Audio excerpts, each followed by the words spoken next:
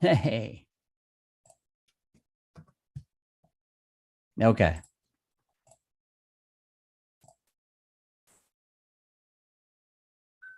Hey, Google, make the lights purple.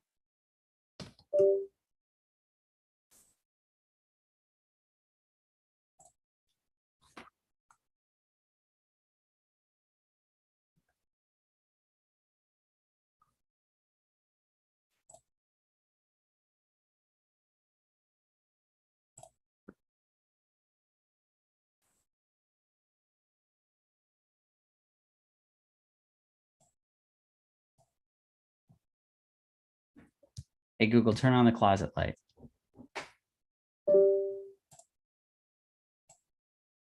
Hey, Google, turn off the closet light.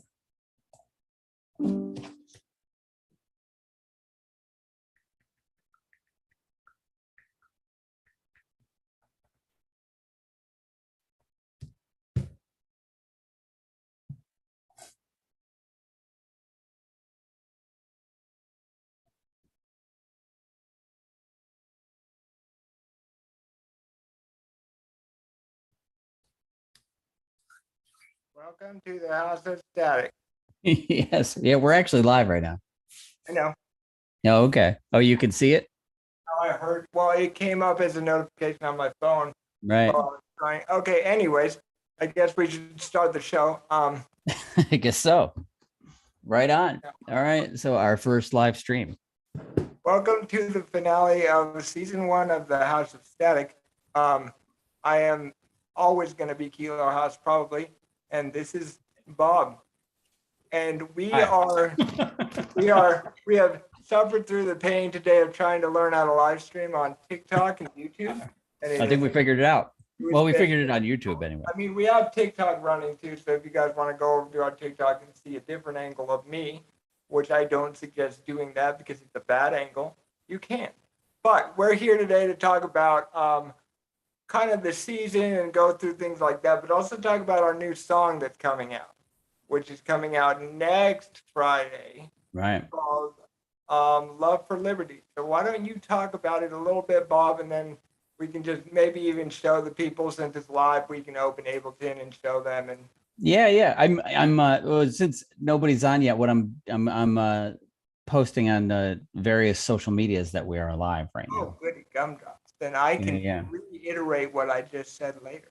Yeah. So we can edit this out if we want, if we're going to actually post this as a video, which I don't know. Right. So I'm going to put this on, I'll put it on both the Static Dive page and the House of Static page. We are live right now. All right. Join. I hope that we have people watching us by the end that they can ask random questions like at the end of our show, and then we can just answer them, even though I can't see our YouTube, but you can. I can see the TikTok. And I have no idea how to know how many people are watching us now. All right. I'm just saying, join us live now and see what happens. Sure, why not? But we do still need to inform the people of what we're doing this for, so that then. Yeah. I just put that on Facebook. I'll do a Twitter one and I'll do a couple of hashtags or something. Oh, yeah. That's what I'll say. The House of Static.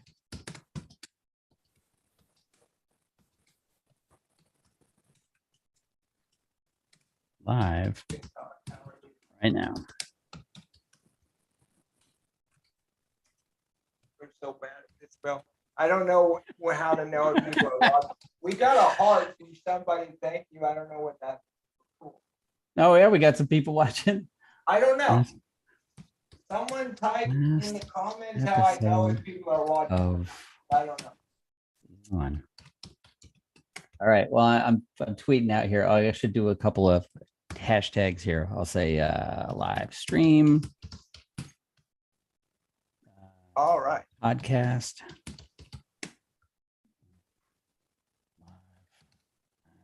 Video, whatever. There we go. We'll do that.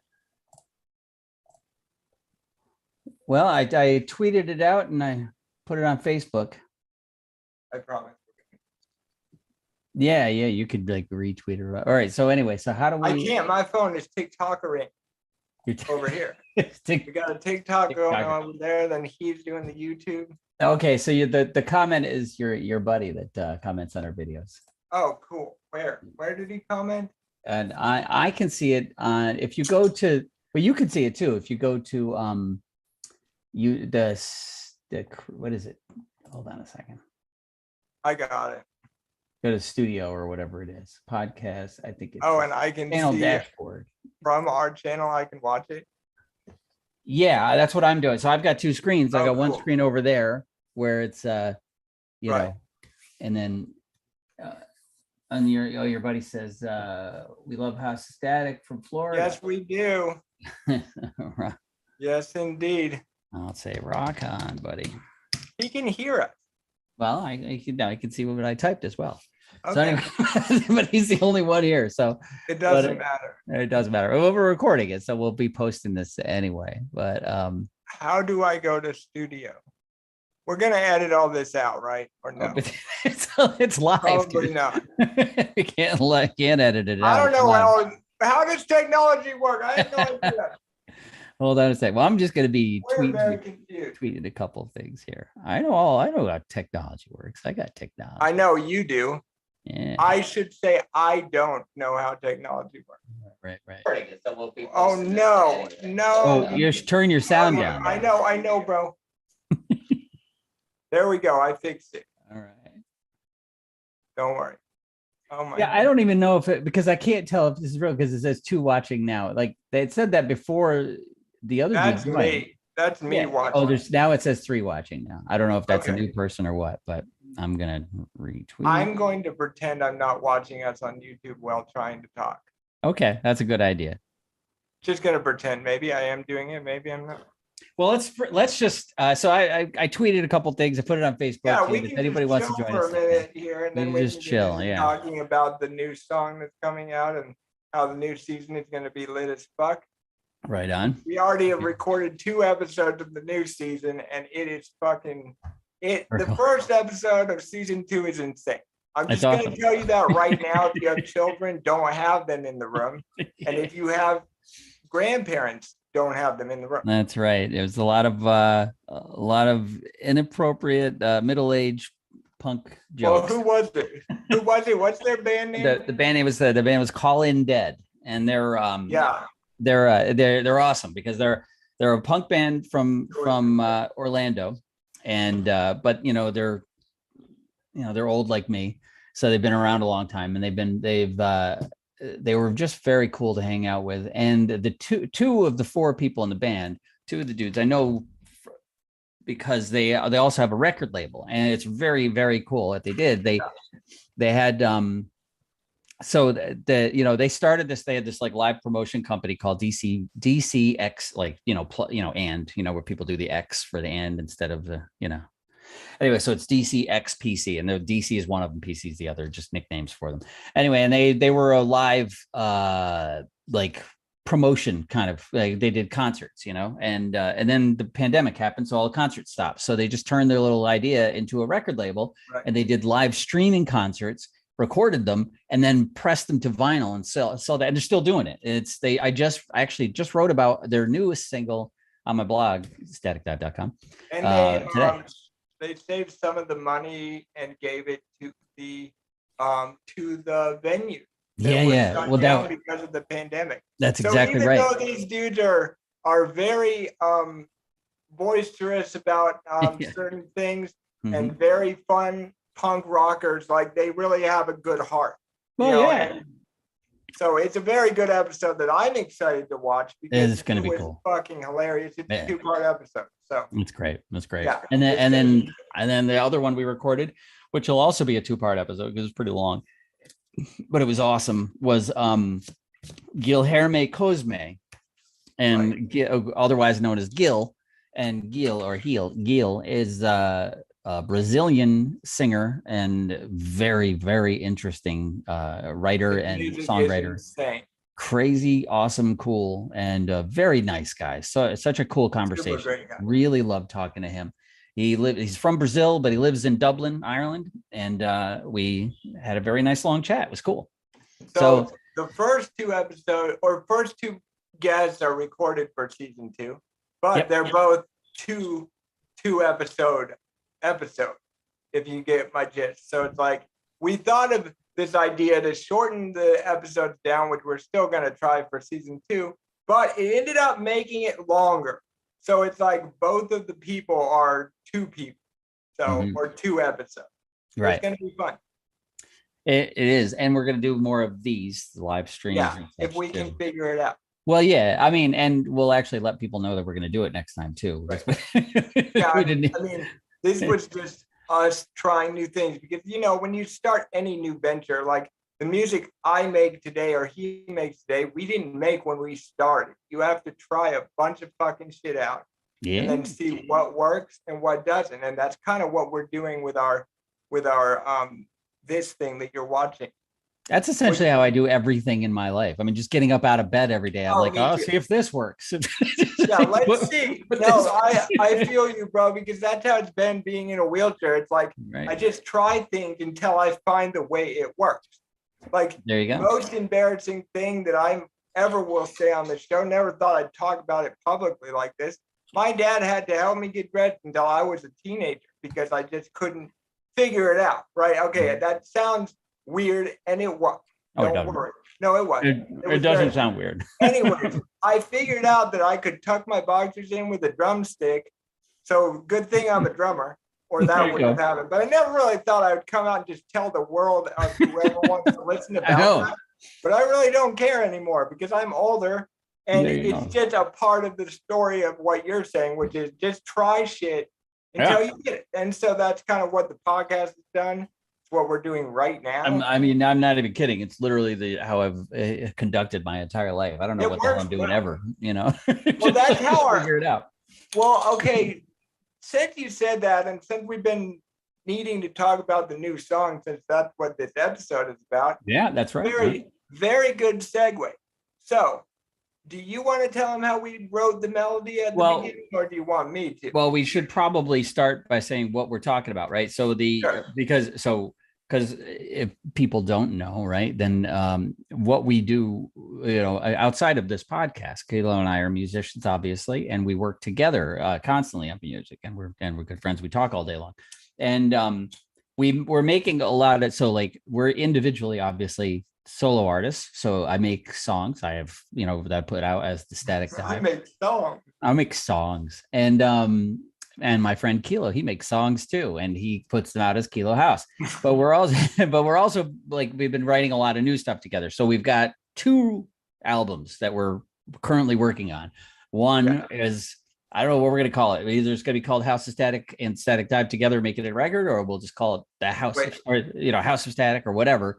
But it's a collaborative record where we're writing each song together, and it's. Are you talking about? Talking about Nothing is Sacred. Yeah.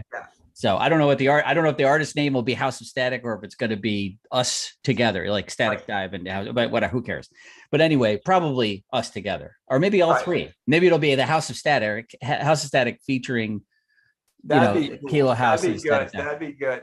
That'd be cool, because then we'd have a new group, a new artist on Spotify and everywhere else as the House of Static, but also we'd have our own, it'd show up on our individual pages too. That's a cool idea. So anyway, the second one he was talking about is kind of my my love child. It's your album, and I play. Not really though. It's really not. It's just like, so one thing you guys don't know up until the episode you've seen it, we started a record label, House of Static Records, and we actually started it purely for the fact that we wanted to be able to give the money that we make off of this album song, which I'm going to explain what it's about in a second, to Ukraine. And we wanted to have full control of how much that is, so all the profits are going to go to Ukraine. But this album is an album that spawned out of me being very upset that this war happened and feeling very very helpless to help them, because I'm in a wheelchair, so I can't go fight people while I'm in a wheelchair. So I wrote our first song, Glory to Ukraine, that took a whole tribe of people to get it out that fast. Yeah. You know, it came out almost immediately. We had to have translators. We had to watch news footage for hours to get the voice of the Zelensky clip in it, because it's hard to do that when you don't actually know the language. It's very hard to put the right things right before the drop, which I may have not even done it right, for all I know. Like I may have done it wrong, like sentence wise. But so this other album he's talking about is called War of Choice. And it's going to be us continuing to write songs that are kind of what's going on in the time, kind of like being a reporter for the war through music. And so the song that we were about to talk about that comes out next week, Friday, is called Love for Liberty. And that's like our next iteration. So we have Glory to Ukraine that's already out, and then Love for Liberty, which you guys will hear about in a second. And then we're going to have one that's a single of mine without Bob called The Ghost of Kiev.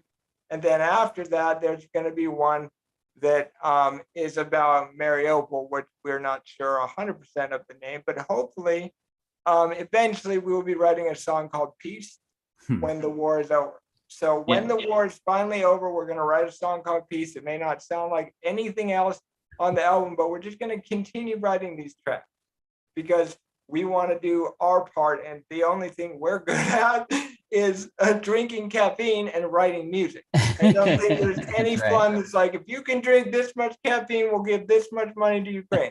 So we'll use our other talent. We'll do the music. So back to what we were talking about before, Bob, about doing stuff randomly, right? And just kind of figuring it out. Do you remember how we wrote the first melody for Love for Liberty?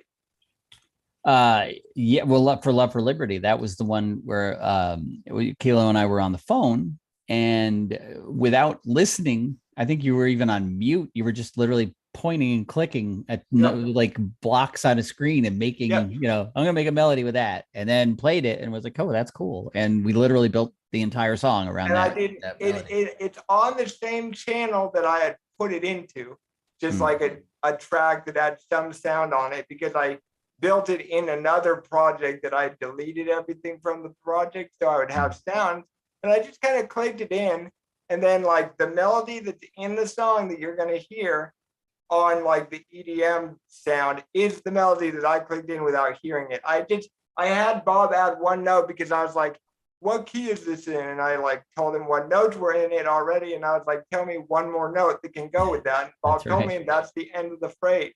That's right. So, and it's the same sound too. I didn't even change the sound. So it's amazing. And it's cool. Like the thing is, like telling that story without hearing the song, you expect the song to kind of just be, you know, garbage, crazy, you know, some kind of noise. And it's not. It's awesome. It's awesome song. It really turned out great. Yeah. My favorite thing about when we're doing these things, the songs that you and I do together, all of them are the only ones we sing on are my solo stuff I occasionally sing on, but most of it's instrumental, and we don't all usually have a title. So as we pass and we do all this, I'm in New York. Right. I'm in New York, and Kilo's in LA, and so we do all this via email. So every time a track goes back and forth, it's got a different name. Usually Kilo you know, and it's some often inappropriate things that are that are wonderful. It's okay. But what's funny about this song is it was supposed to be called War of Choice. When we wrote it, before we finalized it and like mixed and mastered it, it was called War of Choice. But then the sound clip that's in the song, I don't know if we want to tell them what it is, like the vocal clip. No, yeah, sure. Well, it's called Love for Liberty, and it's a clip of Biden, you know, Joe Biden, the president. I should say Mr. President, the president. President Batman to you, sir. Batman, yeah. I always think he's like older Batman. He's got a Batman thing going on. There's no doubt. Or Clint Eastwood's brother. That is interesting. I wouldn't have thought that. He definitely looks like that. Well, politically, the two are very different. Because Clint Eastwood's he's a big Republican. Well, then they couldn't be brothers. No, well, they could be brothers. They just would vote for different people, I guess. Well, Biden can't vote for himself. I don't think that's possible. Yeah, you can. Yeah. He can vote for himself. Yeah, the president said every citizen, every adult citizen who isn't a felon, right, has the right to vote, including the president. The president always votes. They always show it on TV. That's how I know that they do, because do they ever vote for the other president? Well, that would be dumb. I know. So Trump probably did that. I mean, yeah, right. Yeah. There you go. I didn't say that. Sorry, I'm not going there. But no. So it's Biden in there talking about like the war and about liberty, and I did not feel like it was right to put a song out called War of Choice with Biden in there for like talking about love and love for liberty. 20 years from now, people are going to think, wait, Biden didn't start the war. He didn't start the war, right? Exactly. So, but we learned a lot through this process. It's the first song, like EDM wise, that he put metal guitar on. Which is dope. That's right. Yeah. Well, yeah. The first song that I've probably only played metal guitar, 5 times in my life. I've just never been my genre, but I know enough about sound, to get a good metal sound. So I got a good metal sound, and I can rip a little bit when I have to. I can shred a little bit. Yes, it went very well. And then, so what we had was like my original melody and the EDM and build up, and then guitar and chords in the drop and stuff. Then I asked Bob to send me some violins, and I think there's an oboe in there, right? No, I didn't do. Maybe I don't remember, but I definitely did big orchestral violin sounds. Yes. I mean, obviously, I didn't play them. I played them on the keyboards, But yeah, they sounded great. They came out really cool. Very exciting. One cool thing I like about that song, if you left one mistake in your guitar playing, thinking, remember you said, I bet you would do something cool with that. And I put it right before the gunshot sound. That's right. It sounds like in my brain, the guitar player got shot, and then it goes into the first drop. So that's just kind of how we work. It's just like random ass shit.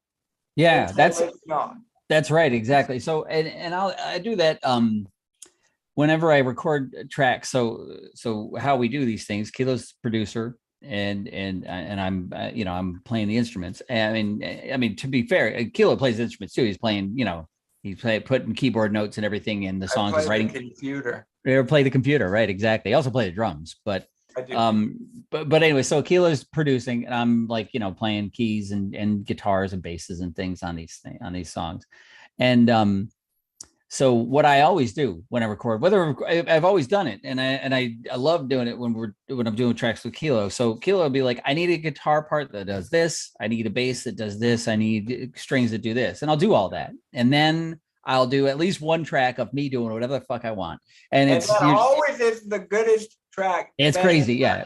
It's usually basically I'll just kind of like if I say I need like 2 chords on a guitar on the song, 2 little guitar part, boom, I'll do that, and then the rest of the track I'll just like improvise solo. I'll do different chords. I'll kind of just do crazy shit, smash the thing against the wall, whatever I have to do to make a neat sound. Yes.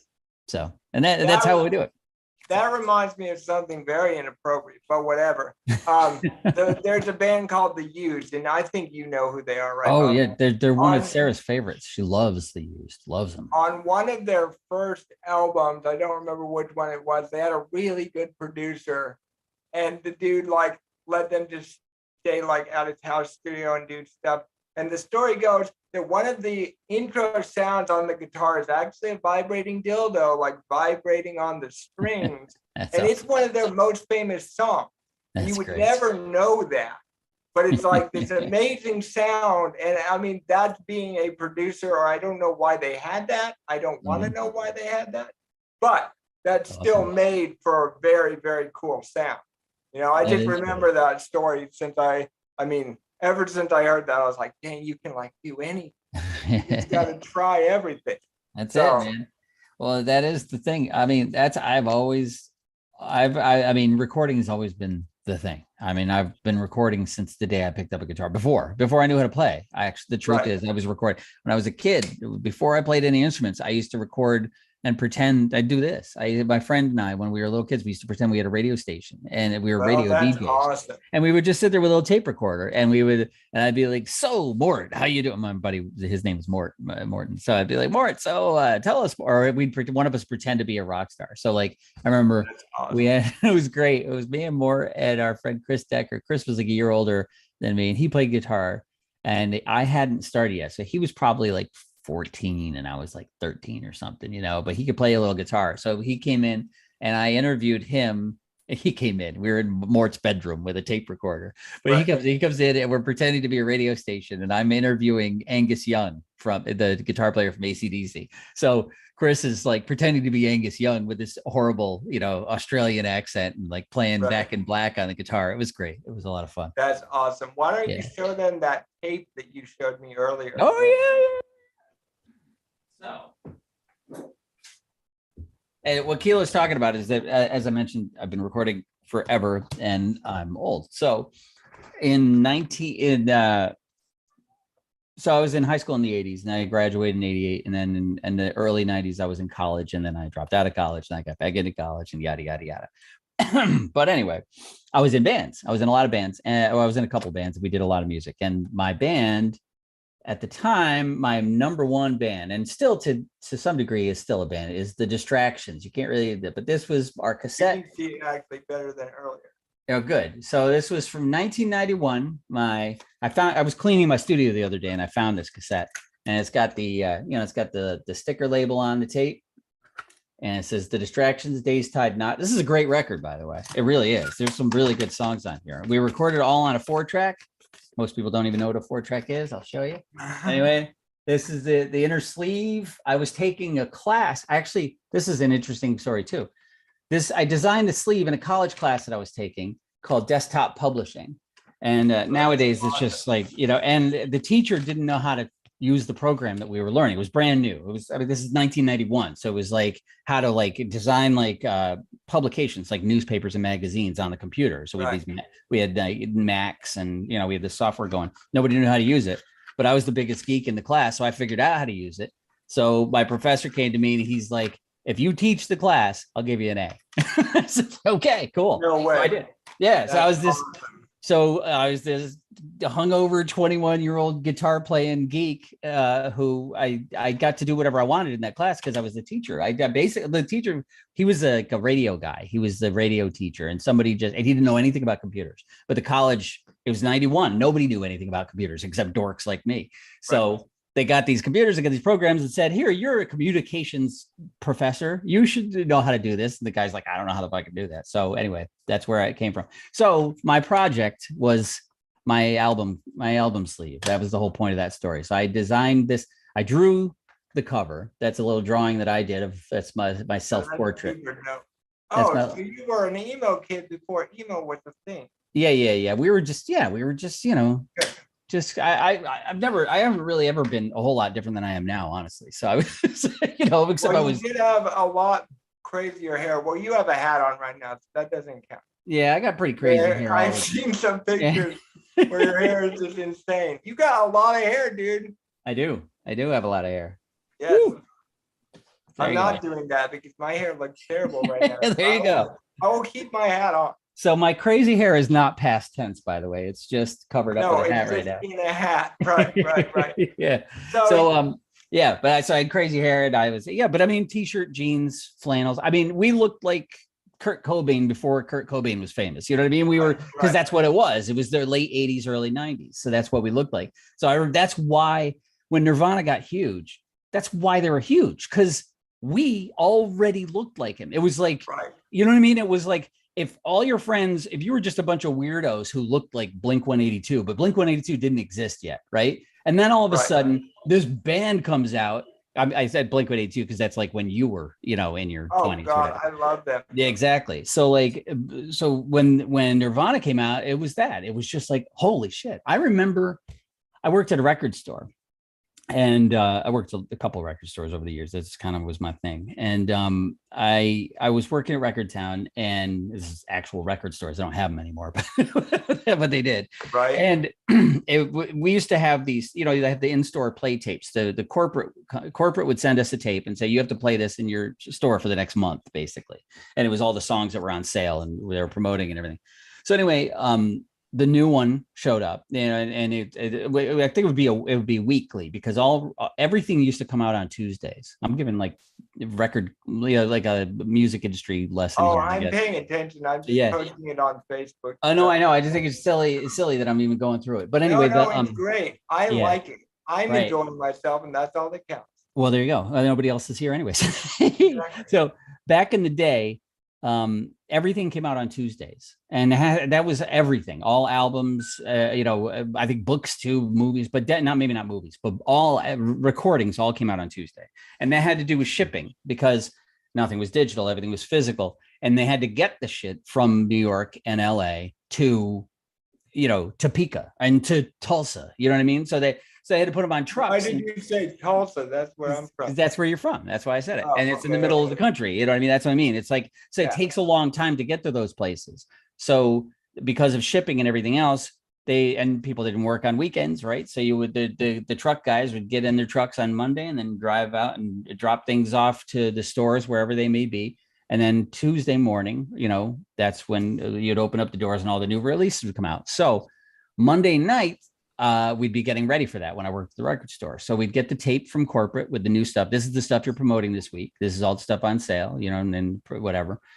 And so I put it in, and the first song was "Smells Like Teen Spirit," and I never heard it before. That's awesome. I mean, it was literally the day before it came out. You know, I mean, this is like the day before the song was like real in stores, and the instant, like, I mean, I'm not being dramatic at all, but the instant that chord, that, you know, like right when he starts, I was like, whoa, what the hell's that? You know, because it sounded like the shit I was doing with my friends. You know, it sounded like what we did.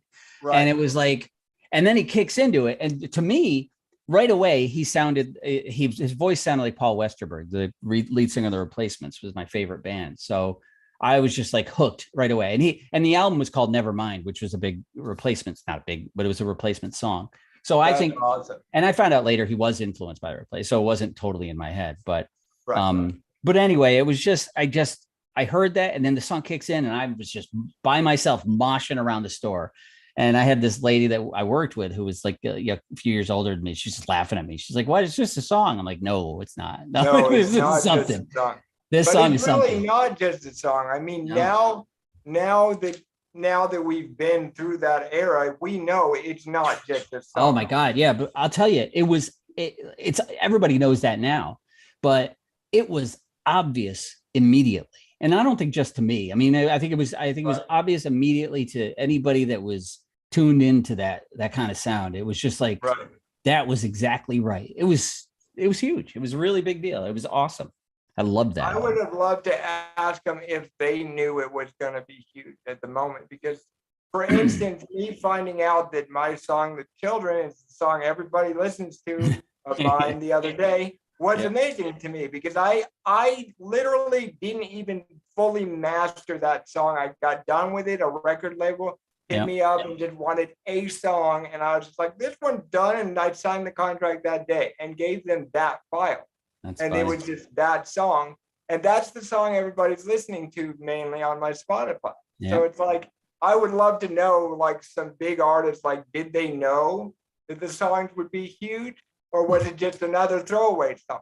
I know that, in the case of Smells Like Teen Spirit, I know that for a long time before they finished it, while they were working on it, Kurt called it the Pixie Song, because it sounds like the Pixies, and he does, because he was a big Pixies fan. But if you listen to that, the beginning of it, where it's like do do do do do do do do do do, and he's just doing the you know, so right, yeah. So it's like, you know, oh, it's out of tune.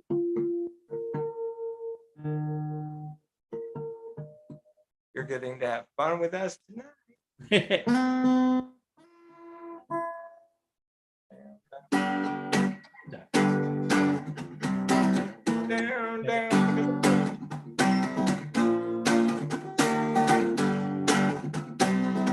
So,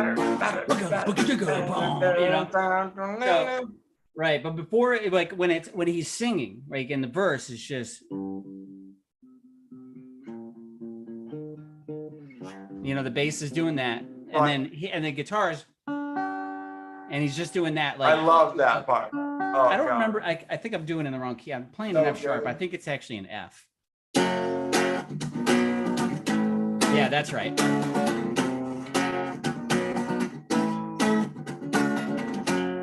That's the song. But I mean, when he's singing, if you took Kurt's voice out, it would sound like a Pixie song. Totally. Right. It sounds right. just like Absolutely. a Pixie. And that's so anyway, that's what they, so I don't know if they knew it was gonna be famous, but he knew he was ripping off the Pixies and he liked it. I mean, I think people rip off people and don't even know it sometimes too. Sure. I don't know if I do that because I don't listen to very much EDM. So I probably do it in some other way. Right. I always think I rip myself off because if anyone that watches this knows my music, it's 3 notes and that's it. When I've written it by myself, it's like 3 notes with a few accent notes, and that's it. Like, so I'm literally ripping myself off. Every single song is in the same key, and it's How come? I didn't know that. I didn't know when I was doing it, ever until like maybe 4 months ago. I realized, wait, this is the same type of melody as that song, and then I went back and I was listening to it, and they're all the same. Like, it's different songs, different cadences, different tempos. I mean, sounds, not songs. But it's just, I guess, I mean, I had a friend once tell me that the key that people write in could be like the bass, the first note of the key would be like the tone of your voice or whatever, the key your voice is, your speaking voice. Yeah. He's just an awesome, crazy hippie guy, smokes lots of weed. But still, I think he could be onto something about how songs resonate, because if a song is in whatever the fuck key I'm writing in, it sounds good to me, but if it's not, I'm like, yeah, but can't we just go down a little few steps, but it's funny that you asked me how come, because I don't do that on purpose.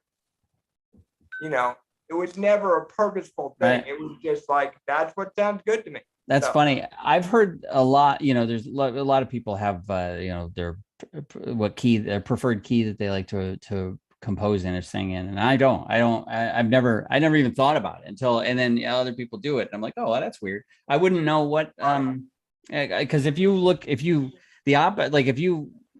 at my songs, it's schizophrenic. Like my songs are in like a different key all the time. You know what I mean? I do it. I'm always putting in things in different keys. Cause I started that when I was a kid learning how to play. I just wanted to be able to do anything. You know what I mean? I wanted to be able to do whatever, play in whatever key I wanted and figure it out. So that's kind of why.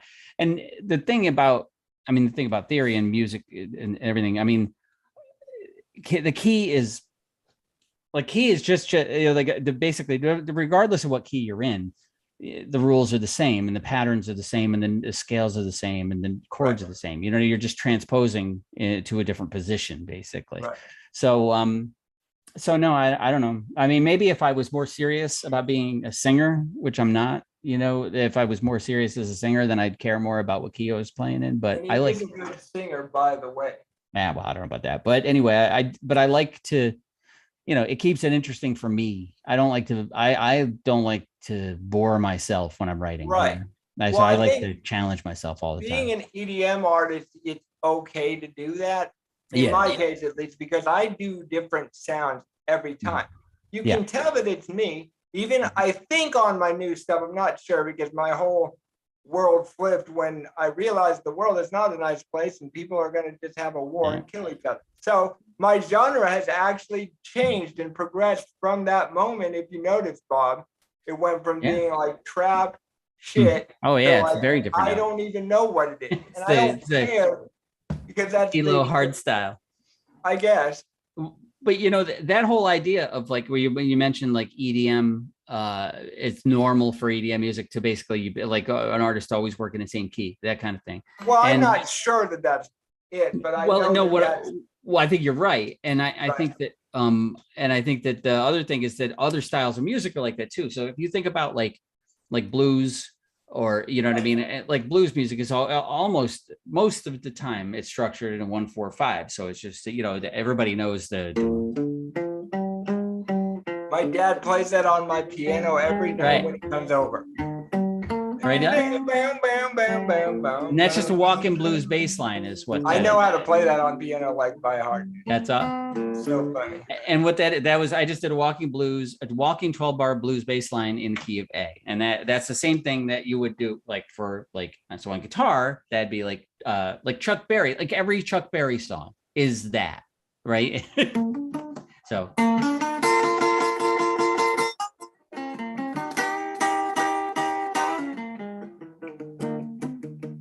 And that's the 4 of the 1-4-5, and then back to the 1, and then that's the 5. There's the 4, and then all that is the 1-4,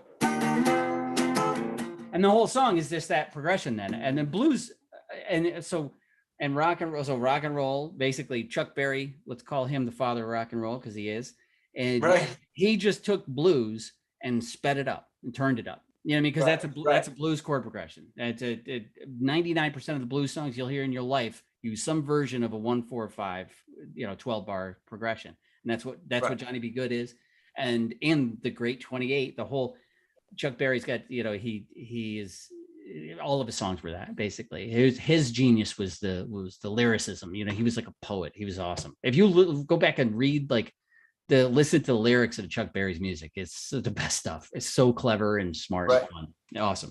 Anyway, my point though is that lots and lots of different styles of music do exactly that. Well, they'll say like this is, and like, or they'll have a similar beat every style. Like bossa nova music is all, but what is it like?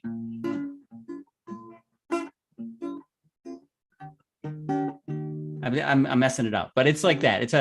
It's like the Girl from Ipanema, that song. Right. I'm drawing a blank in my head now. But anyway, different styles of music will do that, they repeat sounds. I think you're right though, because you said the beat thing in there, and what I know is true about EDM is with certain styles, the only thing that differentiates the styles is the sample choice and the rhythm. That's right. The song. So I can write all of our songs that we just wrote as a trap song if I just change the bass line and the hi-hat of the kick and the hi-hat. Well, the new song that's coming out right now has trap hi-hat. But if you have a dubstep snare, it's not going to be as trappy as if you have like a young chomp snare.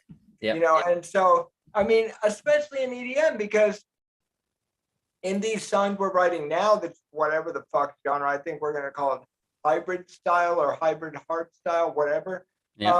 It still has some of the same Kilo House sounds as me doing my trap stuff that's out now, but what's different is the bass line is different bass. And then the drums are very I think it's just 4/4/4. I don't know. The kick hits on every, I don't know. You know what I mean? Like Like if they hit, the 4 on the floor kick drum, it's right on the quarter note. One, like house music is like that, doing exactly. And I think that's really what differentiates EDM genres. It's really the tempo. Oh, it is definitely. And the drum.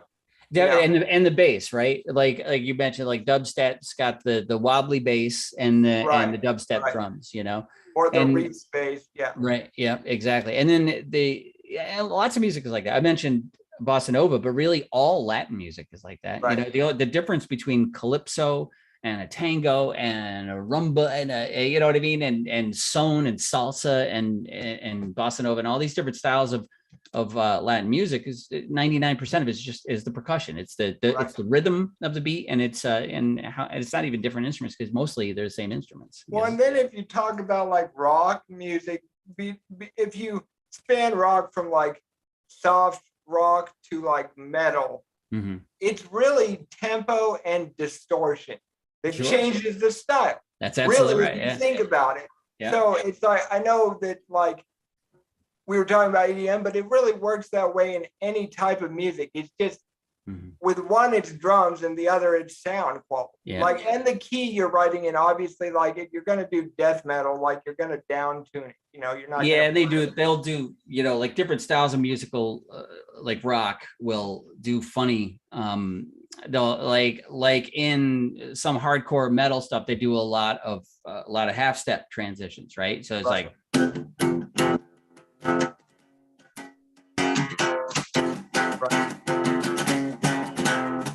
that's I'm just But going. what's E, F. funny is you're proving my point, because that's on an acoustic. It does not sound like metal. Yet if it was on another guitar, it would.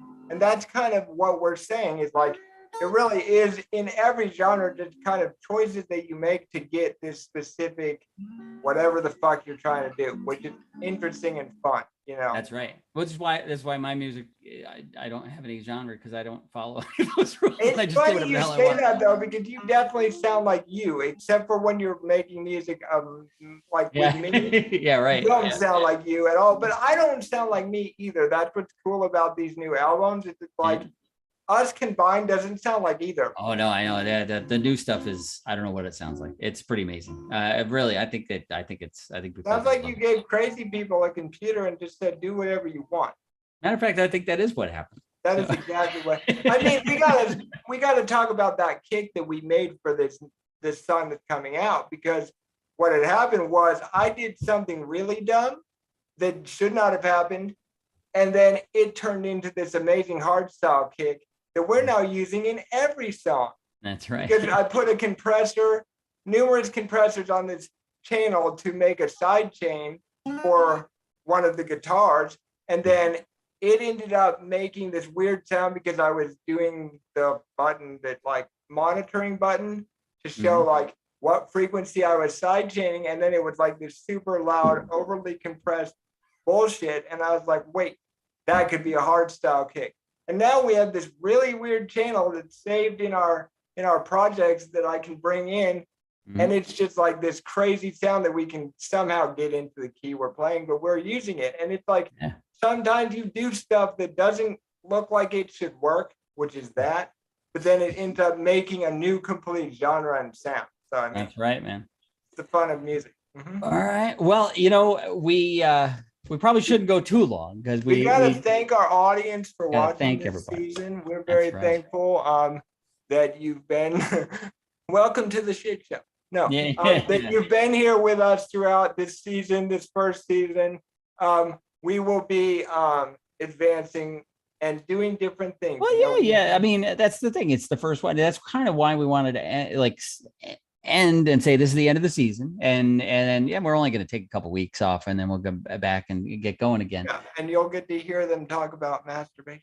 Right, right. Yeah. But I mean, but it's true. Just from the beginning, the first episode, 20 episodes or whatever ago until now, I mean, we've learned a lot. We didn't know what the hell we were doing. We still don't know what the hell we're doing. We definitely didn't know what we were doing when we started. Oh yeah, we definitely don't know how. So I think, right. I think season 2, we're going to, we're trying new things. We're going to do more of these streams. We're going to, and if you have any advice on what you would like to see us do dumbly, we'll do it. We don't care. Right on. We don't care. Have fun with you guys and just do whatever. And it's like, we're very appreciative that we have our loyal base that has stuck with us and watched at least part of every long ass fucking episode, which we're going to be coming out with little short episodes now and then of us actually Zoom calling, working on songs, talking about songs and stuff, because we record that because we're crazy.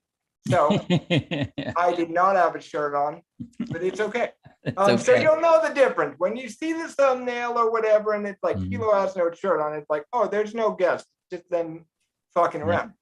But and obviously follow us on TikTok. And go back and watch if you're new or whatever. Go back and watch some of the episodes from season 1, because even though, as I said, we didn't know what we're doing, there are some great episodes and some really great conversations.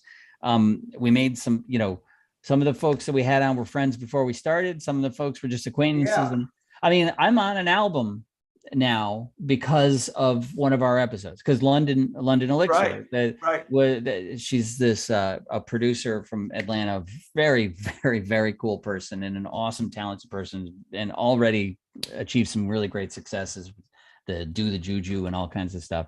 Anyway, so we did an episode with her, and one of the things we were talking about was playing. Kilo mentioned, so or she saw my guitar. She's like, I didn't realize you played. It's like, well, yeah. So she was like, well, I'll send you a song and you can be on it. Now I'm on her album. I recorded, and she's releasing an album in I think I don't remember the date. I'm not going to give a wrong date, but very soon. And when it comes out, I'm on the title track. I'm the guitar player. The Sink or Swim is the name of the album. So cool. Why don't we end this with two things? Why don't we talk about a few of our favorite parts of this season, so people will go back and watch it, and then let's ask each other a random question. Oh yeah, we got to do the random question. Okay. Yeah, just like we always do. And we will put from now on the timestamp of where this happens in the episode at the end, so that you got in the description, so you guys can be like, oh, I don't want to watch them talk about music. I just want to watch the shenanigans. Random questions, right? At the end. So we'll tell you where it is, so you can at least enjoy the funny part or the fun part, that you get to know the artist. So, all right. Okay. So what? Yeah, you were talking about London. That was a great episode. That was a great episode. I mean, there were a lot. We did 20 episodes. They're all, I mean, there aren't any bad ones. And there are a couple. No, not at all. We surprisingly did good. Yeah. And so, I mean, there's all kinds of great stuff. Go back. The first episode we did was the first episode, Nick. That was a great episode. No, the first episode's Malachi, where that was great. Yeah, that was fun. My phone fucked up. Yeah. Back then, I was not a professional. So it's like we were using a phone with an iPhone cord. And it died halfway through, and then yet we had to that one was the worst episode ever to edit. Was that one? It was terrible. Because it was so many things going on. But anyway, I think the worst episode in my brain is the one where I cry like a bitch. But it's crying. I think that's our most popular episode. I think that has the most views. Down on myself. I'm just saying, like, that was not fun. It's still not fun. I'm telling you that if you go back and look at our stats, that was the most popular episode we did. Was that I think it's got the most views of all. I guess people just want me to cry all the time. And there you go. Well, we also I think if anybody beat you, right? If we got more views on it, it would be Chris, my cousin Chris, who's Chris Wise. Go back and watch that episode. Watch that one. He's a legit rock star. He's the bass player in the Hollywood Vampires. I mean, it's literally like Johnny Depp is one of his good friends. I mean, and he's my cousin. And so he came here and he hung out with us, and it was a great episode. It was a lot of fun, and he enjoyed it. We enjoyed it. It was great. A lot of rock and roll stories. Think the ones I enjoyed were the ones where I had people in my studio, even though it went south so fast immediately. Like the one with Joel. That was the only one when I did. I know, right? Isn't it better? Like Joel Nix, and then Patches was fun. That was a shenanigan. Patch was that was a cool episode, yeah. And then another really popular one that was a great episode. One of my favorites was Lisa Leland. From Paris. She's awesome. I really enjoyed. I worked with her and her record label for the whole year through her process of her album and me, writing about it and stuff and promoting it and everything. But she was great. I loved talking to her. She was such a cool, interesting person. I loved that one. And it was amazing that we got to interview a Ukrainian right when. Margarita Shamrikov. She's awesome. She lives in New York City. She's from Ukraine. Amazing. That was just honoring, because we had her on as a guest because we were going to have her on as a guest. I was already a fan. I like her music. Right. And then, And that was very enlightening to see kind of how it affects people that aren't us, because I get sad about it all the time, and I sometimes don't feel like I have the right, because I'm not even there. Like, it's a weird mixture of, like, I know that I feel pain because of it, but I know their pain is worse.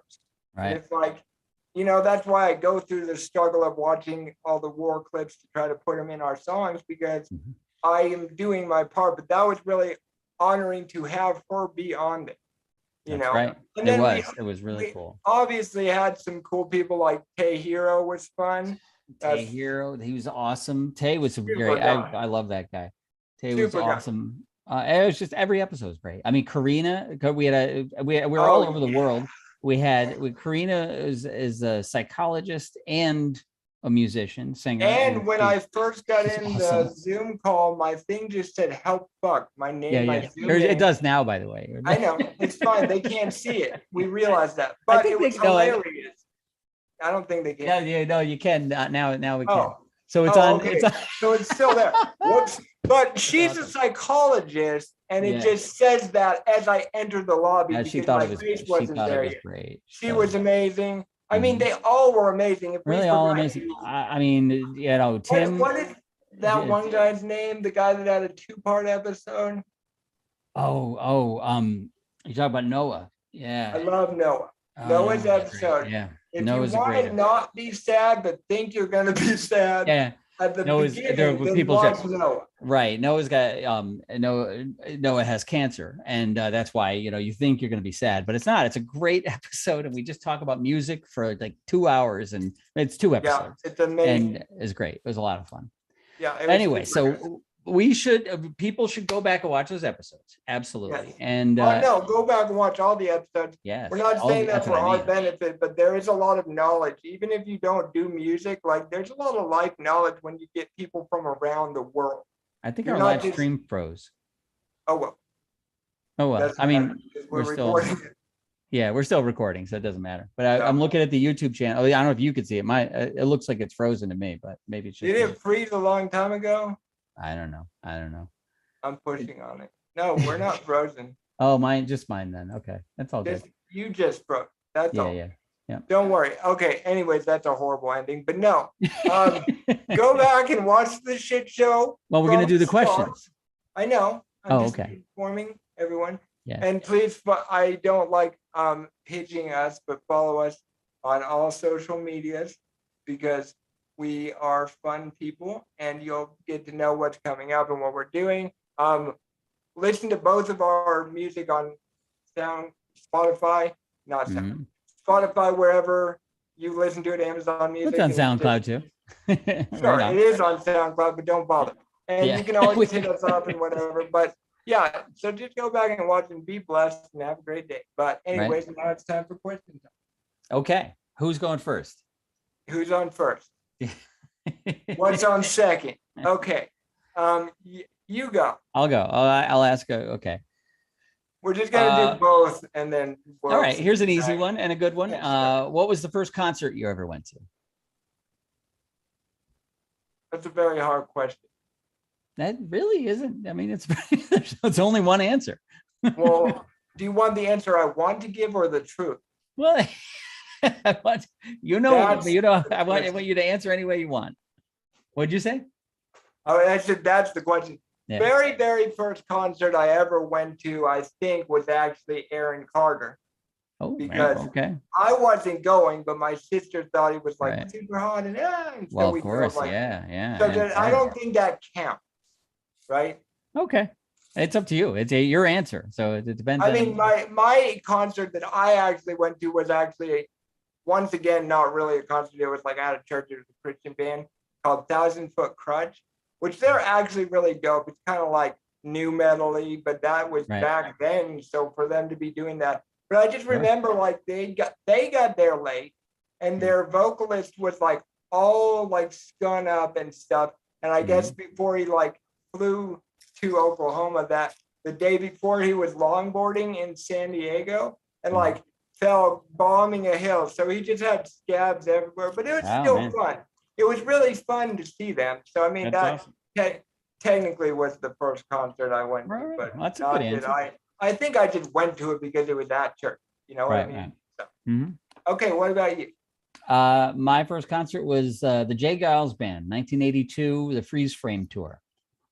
So you remember, the Jay Giles Band, remember the song Freeze, or Angel is a Centerfold? You remember, that song? Angel is a centerfold. Na, na, na, na. No.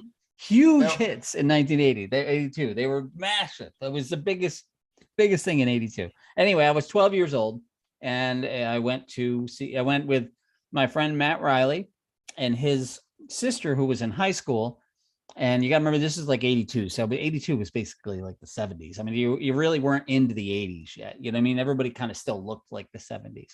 Right. And so, you know, she definitely did. So she was, you know, her and her boyfriend, bell bottoms, the whole deal, you know, long hair and stoned out of their minds, and just laid there and made out on a blanket the whole concert. Why while can't we life be like that? All and then the two 12-year-old idiots just running around SPAC is a Saratoga Performing Arts Center. It's a big, Right. it's where we go to concerts here, just down the road. So you know, and it's beautiful, big lawns and everything. So, you know, it's Saratoga. If you have Saratoga's, you know, people around the world go to Saratoga. So anyway, that was my first concert. It was great. It was a lot of fun. That's interesting that you said laying on a blanket, because that's all I remember doing at the Aaron Carter concert was trying not to listen to music. Because we were just, it was me and my friend. I think it was actually Joel that's been on this show. Right. I think it was Joel. I might have to ask him, but just like we had to go because we all went out of town. And so we went to the concert. We didn't pay attention at all. And we're just like, whatever. But his brother was there, whatever, Carter, and he's pretty good. So it wasn't that bad. Right on. Anyway, all right, okay, you ask a question. Yes. What is one, just going off of your question, what is one band or artist that you want to see before you die that you have not yet gotten to see? It can't be someone you've seen that you want to see again, unless you want to. But they have to, like, it has to be possible, right? Like somebody that's alive that I would actually interpret the question however you want. Fair enough. I can tell you some that I wish I had seen that I never did, that I can't now. You know, I wish I've never seen the Beastie Boys live. I love the Beasties, and I never saw them live, and I obviously can't now because you know, MCA's gone. Same thing, Nirvana would be another example of something. But I can tell you, the band I would have said, except I then did it, was the Replacements, my favorite band ever. And they reunited in 2014, and I got to see them in New York City and in Philadelphia. Awesome. That was awesome. But I'm not answering your question. Who would I want to see that I don't know. I mean, it can be people who died, I guess. I don't even know if it would be rock and roll at this point in my life. Right, you know what I mean? right. I think it'd probably be more likely be a jazz cat. You know what I mean? That's cool. Yeah, I really like jazz a lot, like live, you know, or blues. But I see all my favorites are like old dudes that are guys like, there's Muddy Waters back there. I'd like to see Muddy Waters, but you know, he died about 40 years ago. So yeah, so anyway, I answered about 5 different ways. None of them are possible, but those are all people I'd like to see. I guess I'll answer with something that's not exactly possible, and then something that is very not so possible, but possible. Right. I would say the bingo players, but one of them died, and it was very impactful to me because they were the reason I ever got into EDM. Like the moment I kind of got into their one song Rattle, was when I was like, I'm gonna be a producer, and then this is where we got to so far. You know, so I would have loved to see them. One of them still does shows and stuff, but it wouldn't be the same without the other guy. And then the other one is more possible, but it's a weird one because I've never seen Blink-182, even though they are the best band ever and my favorite band ever. And yet I say that, but I'm thinking like I still want to see it with Tom. You know, like I want to see the original. I love the new guitar player. He's from that band. Oh man, dang it! Why did I forget the name right now? He's from another really good band. So I would actually want to see both of them play because he's really good. But like it's never gonna happen. And I don't think I want to be in a crowd that big at my age. Like I'm just like. I mean, like, I would feel comfortable in a metal crowd that size because metal people are insane, but very nice. Right. But like that kind of music is a mixture of every person ever. So, but I still hope someday I'll see them backstage. Like I'll get to be at a show and go backstage and watch it rather than, okay, your turn for the just the last question here. Random ass question. All right. Random ass question. All right. I don't know. Do you have one? No. Oh, you're not ready yet either? All right. No, I'm almost ready. Don't worry. Okay. I'm counting. Yeah, well, you're gonna have to go. I got to think on it. I don't have a question Okay. yet.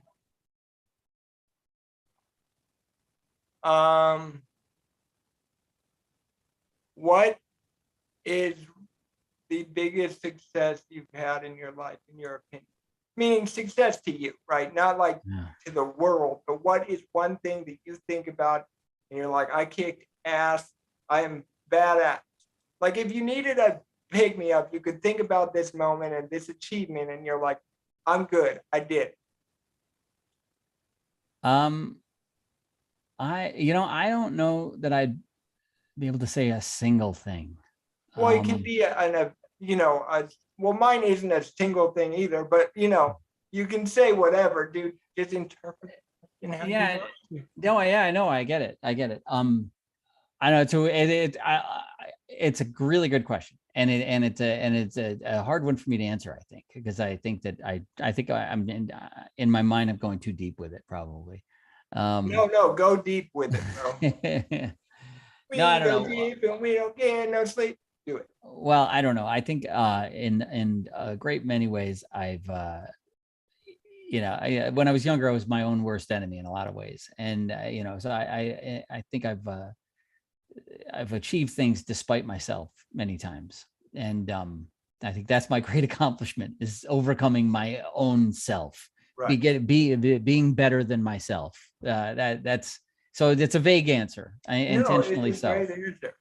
Yeah, It's a but great answer. that's what I'm most proud of is overcoming my own shortcomings. So there you go. Right. Well, that's a great answer, dude. I Thank love you. that answer. Mine would be the fact, and I'll have to explain it afterwards for people who are watching, that I was able to get off of painkillers twice in my life, and um, what's it called? Benzodiazepine once, which is never going to have to happen again, right? So, like, though, knowing that I have the ball and the gall to even be able to dare to do that, Mm-hmm. and no one telling me to, because so when I was younger, I was prescribed to pain medicine because of my pain. And eventually I did not want to be on it anymore because I felt like it was more of an addiction than a help. And Yeah. so it was a big struggle. Then I got on methadone. Then I really went too fast, probably getting off of the methadone Right. because Yeah. I'm a dumbass. And eventually, just one night, this is a good story that I've never told to most people. One night, I was going down. I was almost to the end of my detox, and I took an extra one on mistake. And I was so mad at myself that I didn't take one ever again. Like it was June 9th, and I remember texting my dad. I'm like trying to throw up, but I couldn't. I'm like Right. mad at myself. And my dad was like, well, it is June 9th, and that's 69. So maybe you should just get off of it now. So like I did, and it fucked up my body and made some problems that I've been dealing with, but I did it. And then when I almost died, because Mm-hmm. I had necrotizing pneumonia and my body was septic and they had to take part of my lung out and everything, I had to be on painkillers again, which I was very mad about. Yeah. And a year ago, next month, I will be off of all of those drugs, including the benzos, which I got off last. But why I bring that up as my answer is knowing that you can do that. Mm-hmm. Both of those are very hard things to do, and no one was telling me to do it. I was telling me to do it, so I trust myself. Right I on, man. trust that I know I can make the right decision for myself with my own brain telling me to do it. So yeah, that's Rock on, buddy. that's the answer. Okay, Right your on. turn. Last question. Last end of the season. You better make it good. Oh, is this the last? Oh, do I have to ask a question now? I Yeah, forgot. you Okay. forgot. You were supposed to be thinking about your question. No, You no. said you Okay. No, don't. I got it. And we have 4 people watching us be I goobers know. right I now. know. We're breaking the bank here. This is I great. know, bro. I feel very successful right now. There you go. Um, I do have to say, getting into Icon Collective was a huge success that's a for me big as deal. Right well, on. because Right. Right. Yeah. that was something I didn't think was going to happen, because I kind of didn't really know as much as it seemed like I knew. Mhm. I just did a really good job of faking it. And then I turn into that where I can do all of what we just talked about. So Right. thank you, Icon. All right. Okay. It's very simple. What are you going to do when we hang up this call? Okay, how specific do you want me to be? Again, this is I'm all open gonna to interpretation. What are you going to do when we're done in a couple minutes here? I'm going to put my computer back on the desk over there. As a Because really boring answer. no, I'm not done. I'm not done. You said I could interpret it. You said I could interpret it. Yeah, I'm yeah, gonna do that, and then I'm gonna go walk my dog, and then play Need for Speed until 4 in the morning. Right on. See, I knew that anyway. I mean, this is what Kilo does. Yeah, he But- knew that, and that's why he asked me. I'm gonna go play video games and just kind of chill. And what's cool about that, what you guys all know, is I listen to music when I'm doing that, so it kind of There you go. inspires me. And then after I'm done, I'm like, I'm gonna write more music, and then he's gonna have an email in the morning with a track with That's a right. weird name. That's And that's exactly just how right. life works. Yeah. Yes, there you go. Right on. And I answer now, right? Yes, so sir. what am I going to do? What am I? Well, so I am going to, when I hang up here, I'm going to cook some food, because even though I'm, everybody's in different places, and Kilo's in California, I'm in New York. If you are in the East Coast, on the East Coast as well, that it's almost 11:30 at night here, and it's a very strange time to eat dinner, you might think, but Right. that's when we do it. Because my fiance, my girlfriend, we've been together like 10 years. I always think of her as like my wife, but we're not actually married. But she's on her way home from work. She works until very late, and so she gets home at like midnight. So we eat dinner at midnight. So I cook dinner at like 11:30. I like to cook, so I usually cook It's a on little earlier. But tonight California I'm cooking. time. Yeah, I'm on It's California on time. California time. So that's Yeah, all. I'm all about it, man. I'm down with being on California time. All Okay, right. everybody, just have a good one. We'll be back in 2 weeks or so. Remember, life is shit, and if you remember that, then it can be good. You can be happy because Right. you're not trying to reach anything. Life is great. Right on, man. Okay, bye-bye, guys. All right.